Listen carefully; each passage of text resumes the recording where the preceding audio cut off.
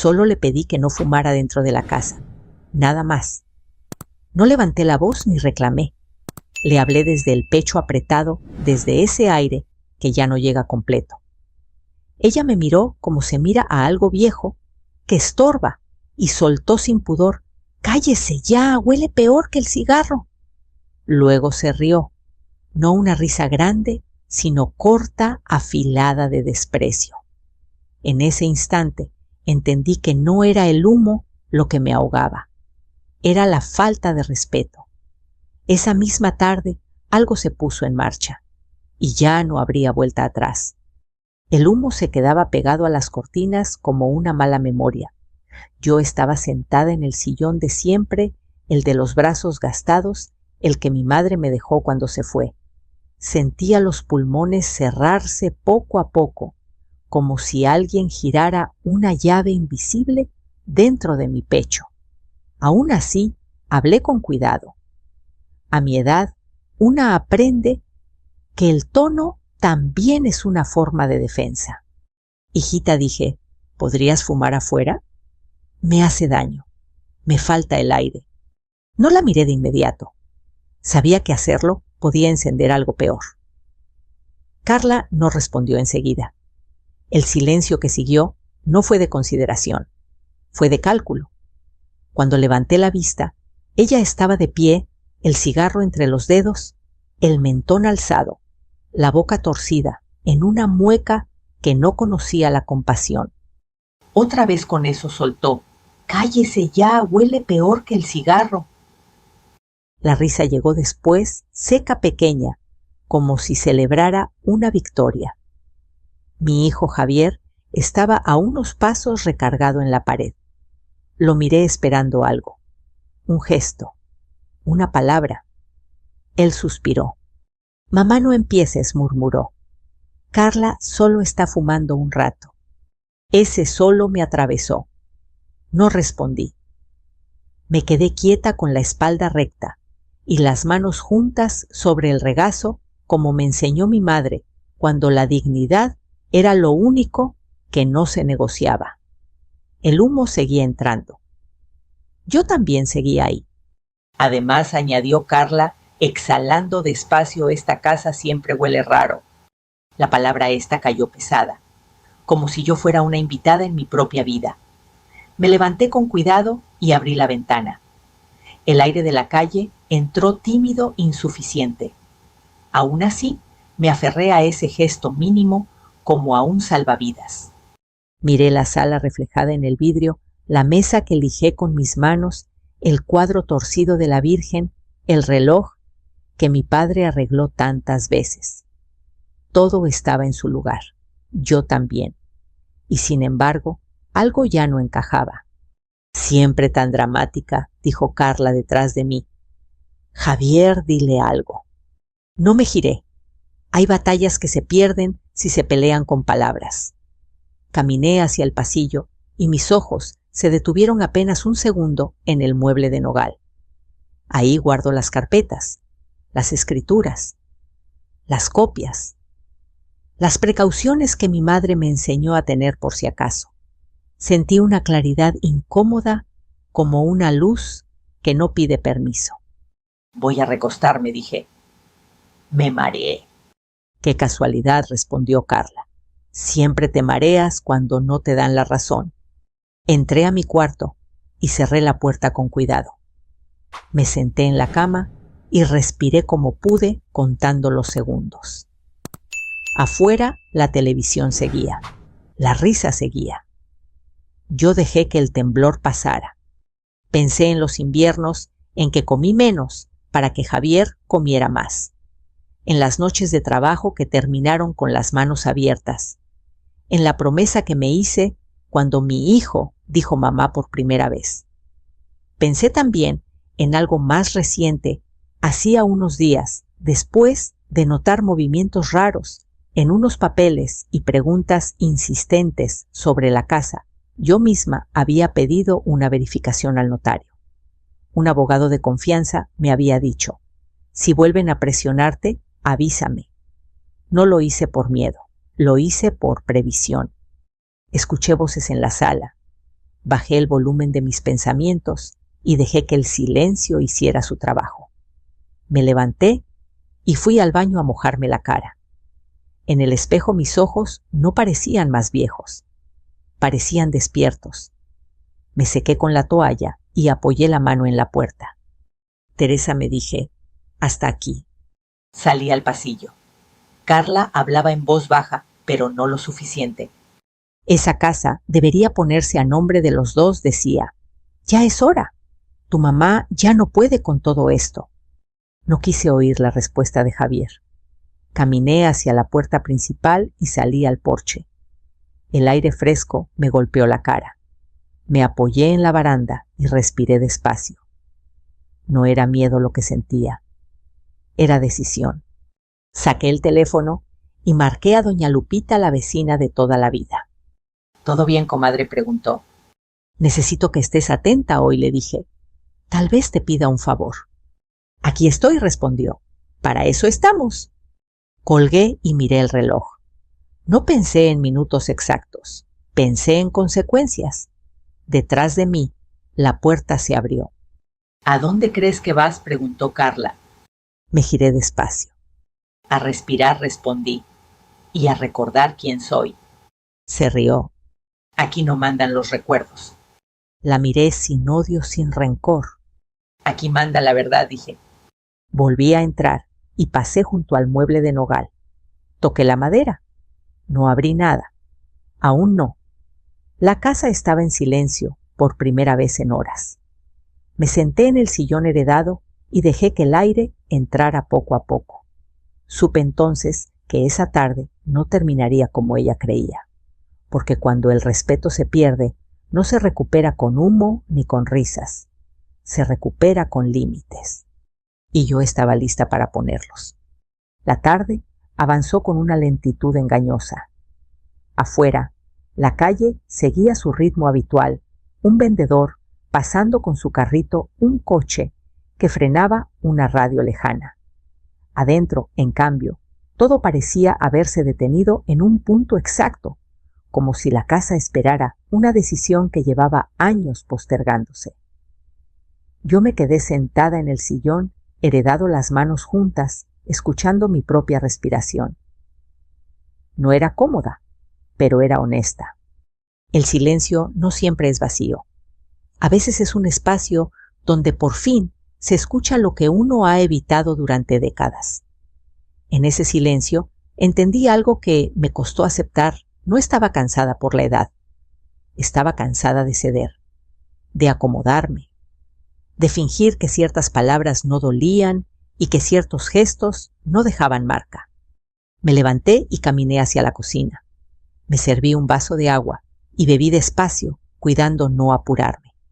Cada sorbo era un recordatorio de que seguía aquí, de que mi cuerpo, aunque frágil, aún respondía.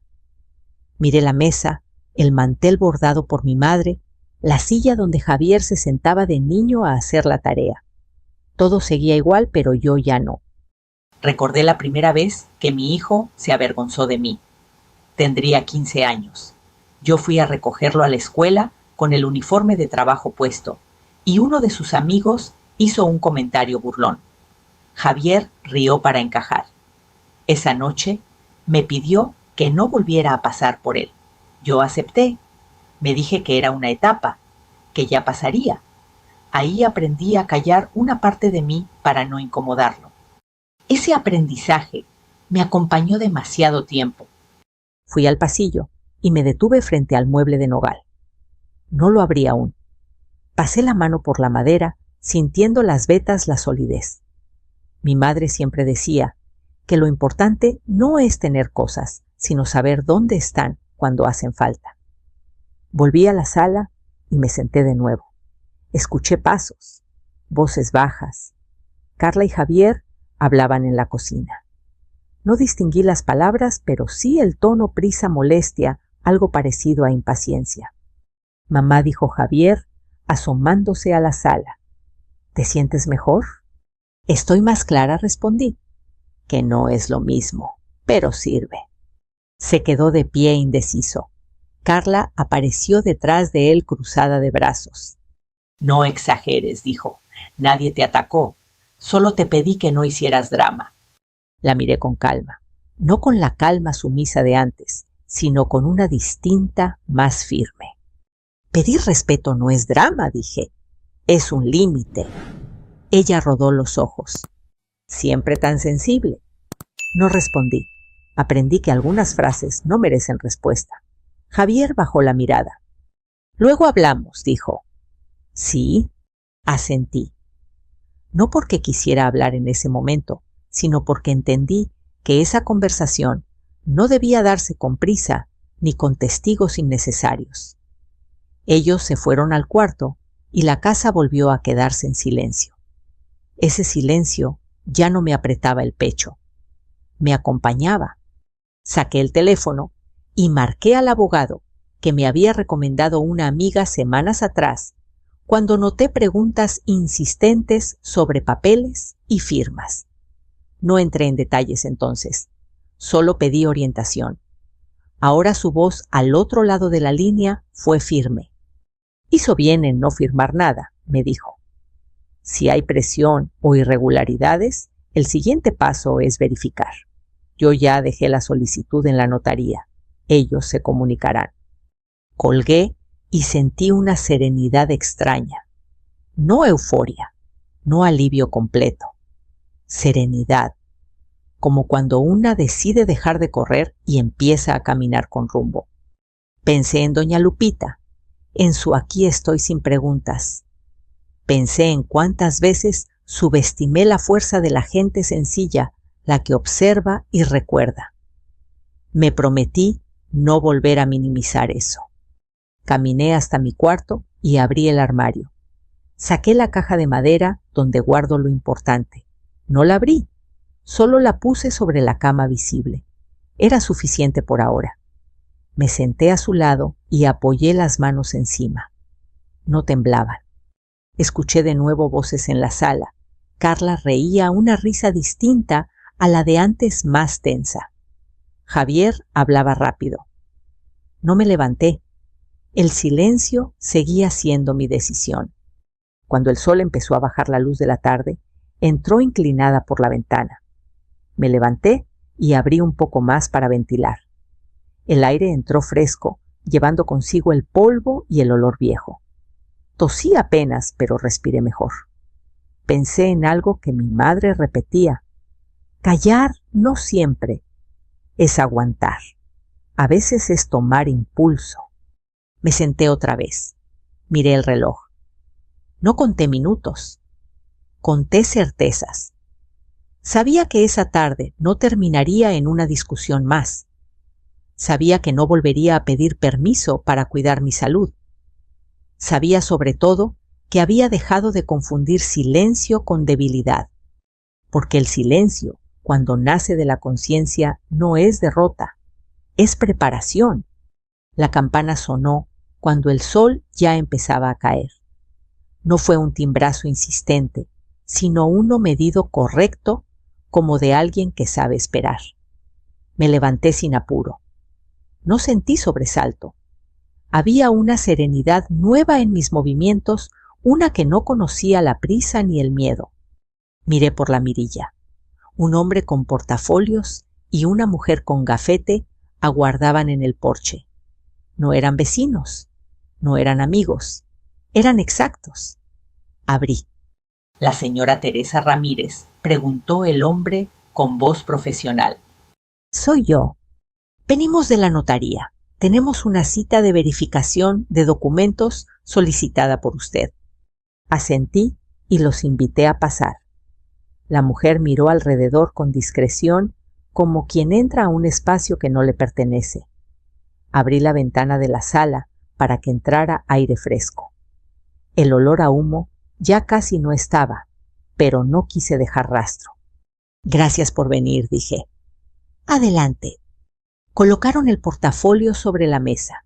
El hombre sacó unas hojas y las extendió con cuidado sin dramatismo. «Se trata de una solicitud ingresada recientemente», explicó. «Autoriza trámites relacionados con la propiedad.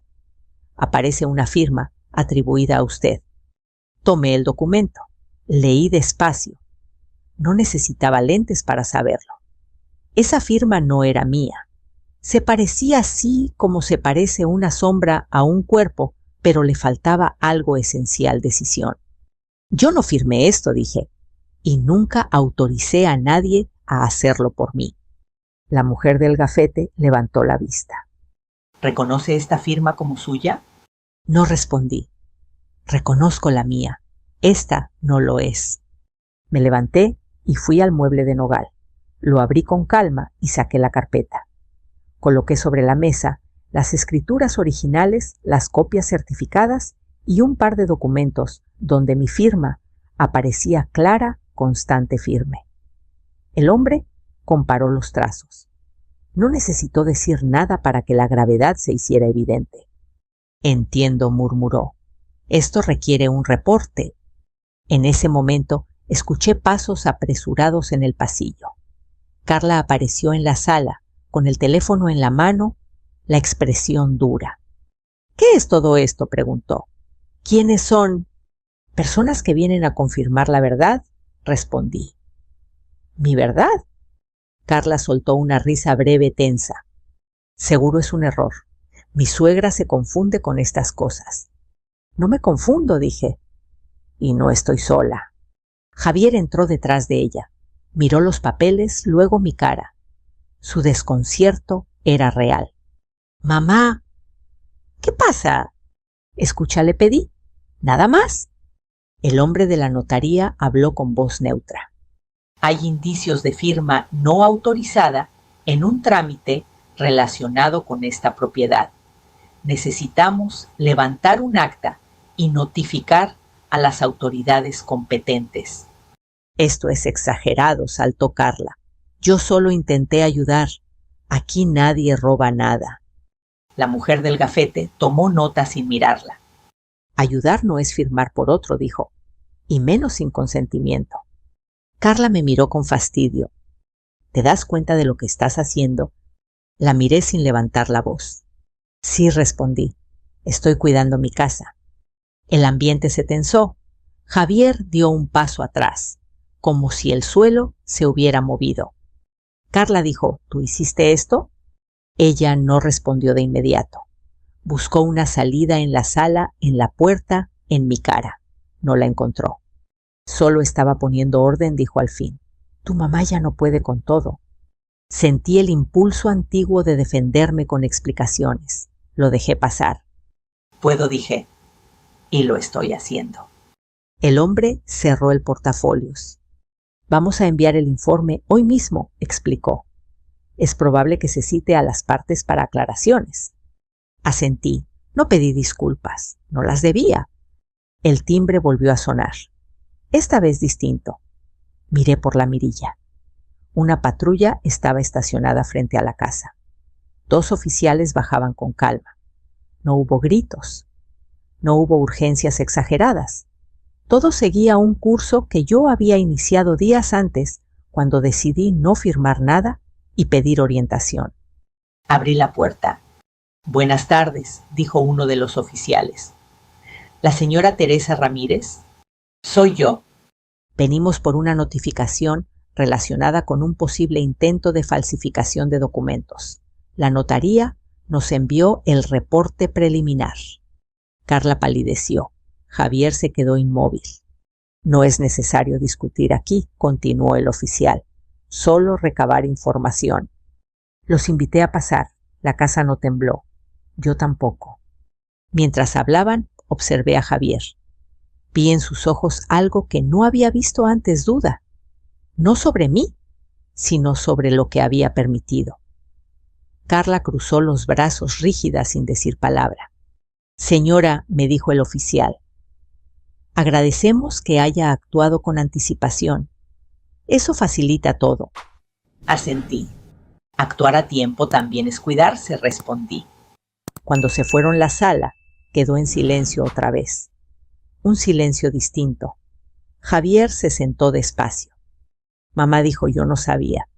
Ahora sabes, respondí. Y eso es lo que importa. Carla me miró con rabia contenida. Esto no se queda así, murmuró. No dije, Esto por fin se aclara. Cerré el mueble de nogal con cuidado. No para esconder nada, sino porque todo estaba al fin en su lugar. La noche cayó sin dramatismos, como caen las cosas que ya no necesitan anunciarse.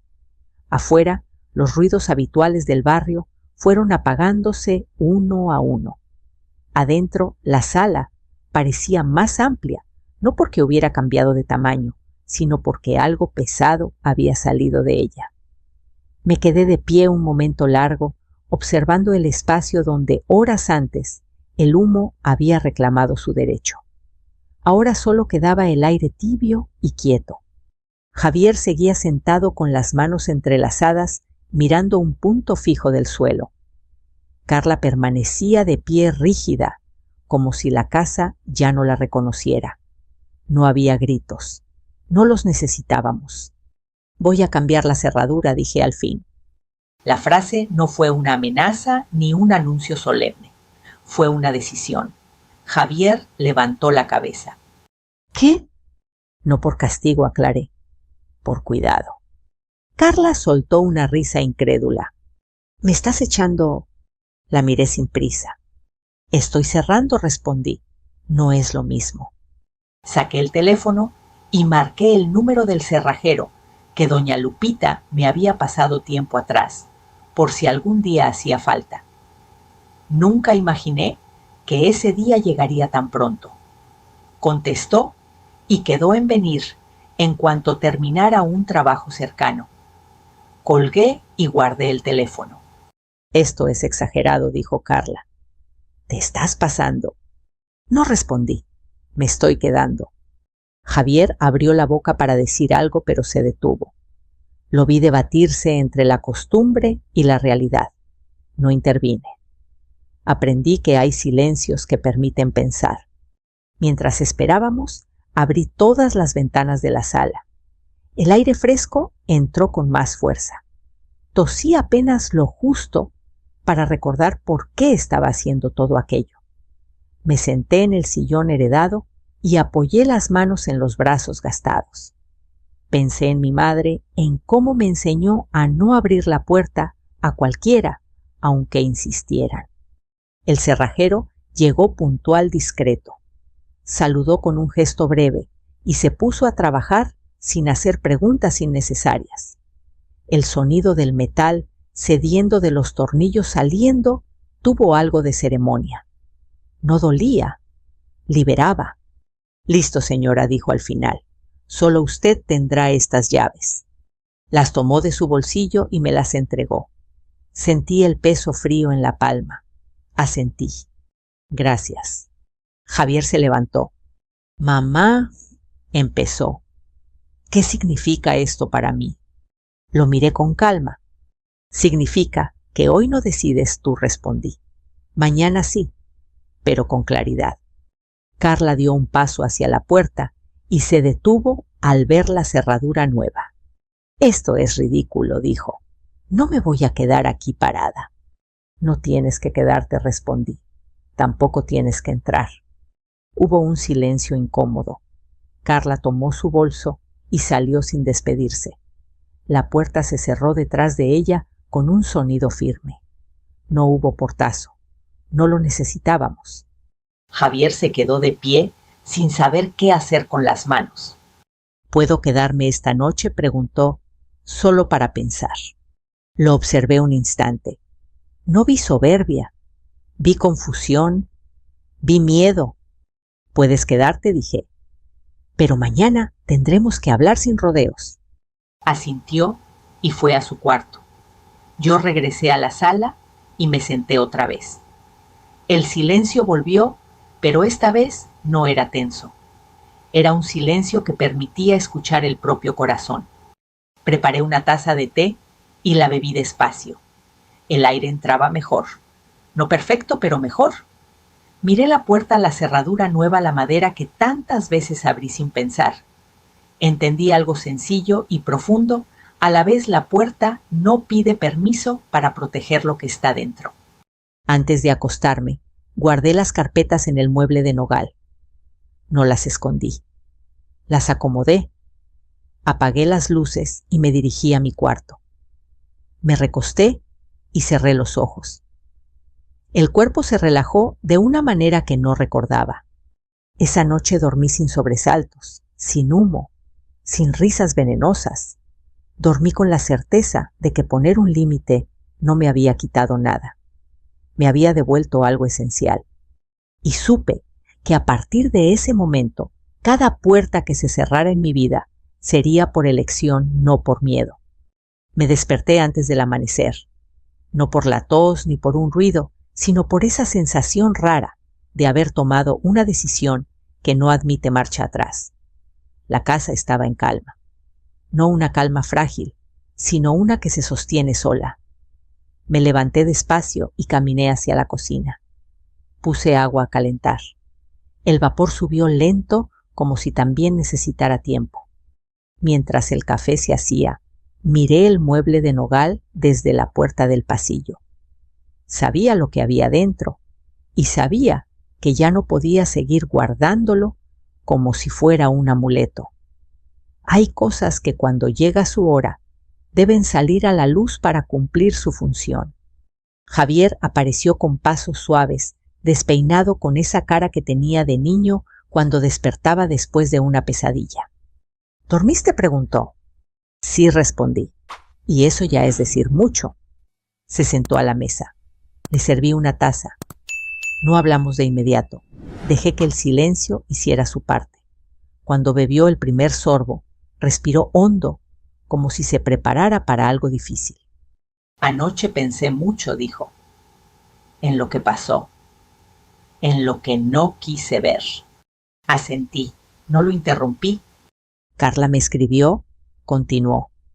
Dice que todo es un malentendido, que exageramos, que tú estás confundida.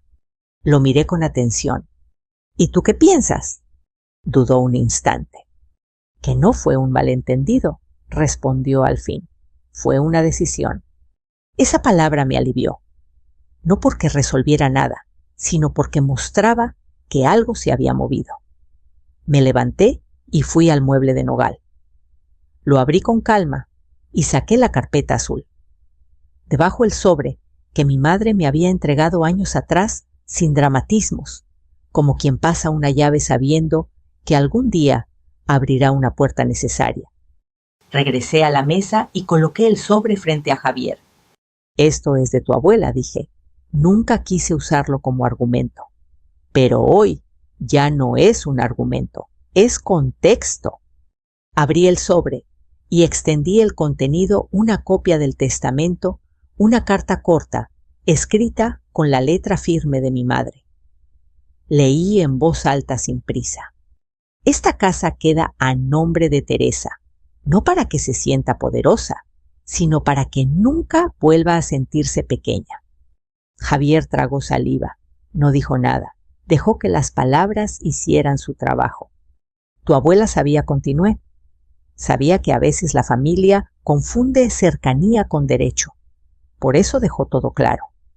Él tomó los papeles y los miró con atención, como si recién entendiera el peso de las cosas simples. Carla preguntó muchas veces por esto, dijo, por las escrituras, por la posibilidad de ordenar la casa. Ordenar, repetí. Esa palabra se usa mucho cuando alguien quiere decidir por otro. Hubo un golpe suave en la puerta. Me levanté y abrí. Era doña Lupita, con una bolsa de pan recién hecho, y esa mirada, que no necesita permiso. Vine a ver cómo amaneciste, dijo, y a dejar esto por si no desayunaron. Gracias, comadre, respondí. Pasa. Se sentó con nosotros. No hizo preguntas innecesarias. Escuchó. A veces escuchar bien es la forma más alta de respeto. Anoche, dijo doña Lupita, vi salir a Carla con prisa. No parecía tranquila. No lo está, respondí. Porque la verdad no se puede fumar para que desaparezca. Javier sonrió apenas una sonrisa triste. Hay algo más, dije entonces. Y necesito que lo sepas. Ahora, no después. Saqué otro folder de la carpeta azul. Estados de cuenta. Avisos de cobro. Nada escandaloso a simple vista, todo muy ordenado, demasiado. Estos préstamos, expliqué, están a tu nombre. Javier los tomó confundido. Yo no pedí esto. Lo sé, dije. Por eso me preocupé cuando vi los movimientos. Por eso pedí asesoría. Y por eso la notaría vino ayer. La garantía que intentaron usar fue esta casa. El color se le fue del rostro. ¿Carla hizo esto? No respondí. Doña Lupita se persignó en silencio. Eso no es un error, dijo. Eso es un abuso. Javier apoyó los codos en la mesa y se cubrió la cara. No lloró fuerte. Se quedó así quieto, como si el cuerpo necesitara detenerse para entender. No quise ver, dijo al fin. Me decía que exagerabas, que era más fácil creer que tú estabas equivocada. Me acerqué y puse una mano sobre la mesa, no sobre él. Había aprendido que el consuelo no siempre es contacto. Ver duele, respondí, pero no ver destruye. El teléfono de Javier vibró. Carla. Esta vez contestó. Puso el altavoz sin darse cuenta. Ya te calmó tu mamá, se oyó. Diles que paren con esto. Es ridículo. No es ridículo, respondió él. Es serio, y tú lo sabes. No me hables así, dijo ella. Todo lo hice por nosotros. No, replicó Javier. Lo hiciste sin mí. Y contra mi mamá. Silencio al otro lado. Luego un tono frío. Entonces eliges a ella. Elijo la verdad, dijo Javier. Y eso incluye hacerme cargo de lo que permití. Colgó. El aire en la cocina se volvió liviano como si algo hubiera salido por la ventana. Vendrán a citarte, le dije. No hoy quizá, pero vendrán. Yo no voy a esconder nada. Asintió. Tampoco yo. Doña Lupita se levantó. Me voy, dijo, pero aquí estoy si hace falta. Siempre hace falta, respondí. Cuando se fue, guardé el sobre azul de nuevo en la carpeta. No como quien oculta, sino como quien archiva algo cumplido. Miré a Javier. Hoy no vamos a resolverlo todo, dije, pero hoy dejamos de mentirnos. Asintió, y en ese gesto sencillo entendí que la verdad cuando llega sin gritos no necesita más fuerza que su propia claridad. La mañana avanzó con una claridad que no había tenido en días. No era optimismo, era precisión. La casa estaba ordenada no porque todo estuviera resuelto, sino porque ya no había nada oculto. Javier se quedó en la cocina, revisando los papeles una vez más, como si necesitara confirmar que lo que veía era real. Yo lo observaba desde la puerta sin prisa, entendiendo que hay procesos que no se empujan, se acompañan. Van a llamarte, le dije. De la notaría primero, después de la oficina donde presenté la denuncia preventiva. Javier levantó la vista. ¿Denuncia? Sí, respondí. No contra ti, contra el uso de mi nombre sin consentimiento. Hice lo que correspondía. No hubo reproche en mi voz, tampoco disculpa. Había aprendido a decir las cosas sin inclinarme. Él asintió tragando saliva. Está bien, dijo. Lo enfrentaré. Ese lo era grande. No solo los trámites ni las explicaciones. Era la imagen que tenía de su matrimonio de sí mismo, de la comodidad que había elegido para no ver. Yo sabía que ese enfrentamiento no se resolvía en un día, pero también sabía que ya no era evitable. El teléfono sonó cerca del mediodía, un número que no conocía. Contesté. «Señora Teresa Ramírez», preguntó una voz femenina. «Le hablamos de la notaría para confirmar disponibilidad. Necesitamos su presencia para ratificar documentos y continuar el proceso de verificación». «Estoy disponible», respondí. «Dígame cuándo». Acordamos una cita para el día siguiente. Colgué y miré a Javier. «Mañana voy», le dije. «No tienes que acompañarme». «Quiero ir», respondió. No para defender a nadie, para escuchar. Asentí. Esa palabra escuchar había tardado demasiado en aparecer en nuestra casa. Por la tarde, Javier recibió un mensaje de Carla. No lo leyó de inmediato. Dejó el teléfono sobre la mesa como si el aparato pesara más de lo normal. No sé qué decirle, admitió. Todo lo que escriba suena a excusa o a pelea. Entonces no digas nada, respondí. El silencio también puede ser un límite. Se quedó pensativo. Afuera, el barrio seguía su curso. Un niño pasó corriendo. Una vecina barrió la banqueta. La vida no se detiene para acomodarse a nuestras crisis. Nos empuja a resolverlas. Al caer la tarde, alguien tocó la puerta. Miré por la mirilla el mismo oficial que había venido el día anterior, acompañado de una mujer con carpeta. Abrí. «Buenas tardes, señora», dijo él. «Venimos a notificar formalmente que se abrió una investigación por posible uso indebido de firma. No es una detención, solo requerimos información adicional». Entiendo, respondí. Pase. Se sentaron en la sala. No hubo tensión exagerada, solo preguntas claras, respuestas precisas. Expliqué cuándo noté los movimientos extraños, a quién pedí asesoría, qué documentos tenía. La mujer tomó nota con atención. «Hizo bien en actuar a tiempo», dijo. «Muchas personas esperan demasiado». Miré a Javier, que escuchaba en silencio. Esperar no siempre es prudencia, respondí. A veces es miedo. El oficial asintió.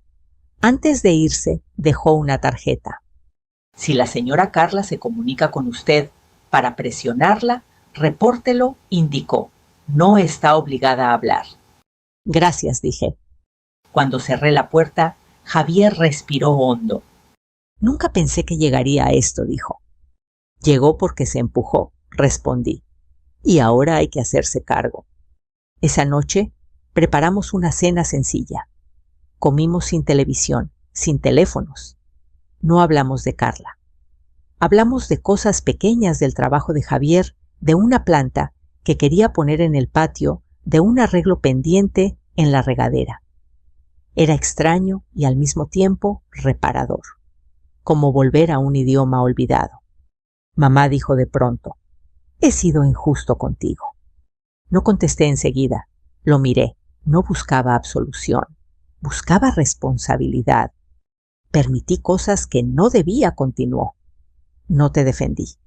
No te cuidé cuando lo necesitabas. Eso es cierto, respondí. Y decirlo no te hace peor. Te hace consciente. Quiero cambiar, dijo. Pero no sé por dónde empezar. Empieza por no negociar lo que no se negocia, le dije. El respeto, la verdad, la salud de los que dices amar. Asintió. No prometió nada grandilocuente, y eso curiosamente me dio confianza. Antes de dormir, revisé una vez más las cerraduras. Cerré ventanas, apagué luces. La casa respondió con un silencio tranquilo. Me recosté y respiré. El aire entró sin pelea. Pensé en la risa de Carla, en el humo, en la facilidad con la que algunos creen que todo se puede tapar. Sonreí apenas. La verdad, cuando deja de negociarse, no necesita alzar la voz. Se sostiene sola. La mañana siguiente amaneció clara, sin esa pesadez que suele quedarse flotando después de una tormenta emocional. No sentí alivio inmediato ni una felicidad exagerada. Sentí algo más sobrio y más duradero equilibrio. Me levanté despacio, abrí las cortinas y dejé que la luz entrara sin pedir permiso. La casa respondió como si también hubiera estado esperando ese gesto. Preparé café y lo bebí con calma mirando el patio. Pensé en cuántas veces me senté ahí a justificar lo injustificable, a convencerme de que aguantar era parte del amor. Esa versión de mí ya no estaba. No había desaparecido por rabia ni por venganza, sino por entendimiento. Javier salió de su cuarto con el rostro serio pero descansado. Se sentó frente a mí sin rodeos. Hoy voy a hablar con Carla, dijo. No para discutir, para poner límites. Asentí. Eso es lo único que importa, respondí. No ganar, no convencer. Poner límites. No quiero seguir viviendo así, continuó. No quiero seguir siendo el hombre que calla para evitar conflictos y termina creando otros peores. Lo miré con atención. No vi dramatismo, vi responsabilidad. Eso era nuevo. Buscaré ayuda, añadió. Terapia, asesoría, lo que haga falta. No lo felicité. No lo abracé. No porque no me importara, sino porque entendí que ese camino debía recorrerlo sin aplausos inmediatos. A veces la mayor muestra de respeto es no intervenir. Más tarde salí a barrer la entrada. Un gesto sencillo, casi doméstico, pero necesario. Doña Lupita pasó y se detuvo un momento. «Te ves distinta», dijo, más derecha. «Estoy igual», respondí. Solo dejé de inclinarme. Sonrió y siguió su camino. Al mediodía sonó el teléfono. Era de la notaría. Confirmaron la cita y los pasos siguientes. Colgué sin sobresaltos. Sabía lo que venía. No me asustaba. Tener claridad quita mucho miedo. Por la tarde Javier se preparó para salir. Antes de irse, se detuvo en la puerta. Mamá dijo, «No sé si algún día puedas perdonarme». Lo miré con calma. «El perdón no es un punto de partida», respondí. «Es una consecuencia. Si cambias, llegará. Si no, no». Asintió. No discutió. Se fue. Cerré la puerta y giré la llave. El sonido fue firme, definitivo, pero no duro. Me senté en el sillón heredado y respiré sin esfuerzo. No había humo. No había risa de desprecio. Solo el murmullo lejano de la calle y el latido tranquilo de una casa que volvió a ser refugio. No sentí victoria. Sentí justicia.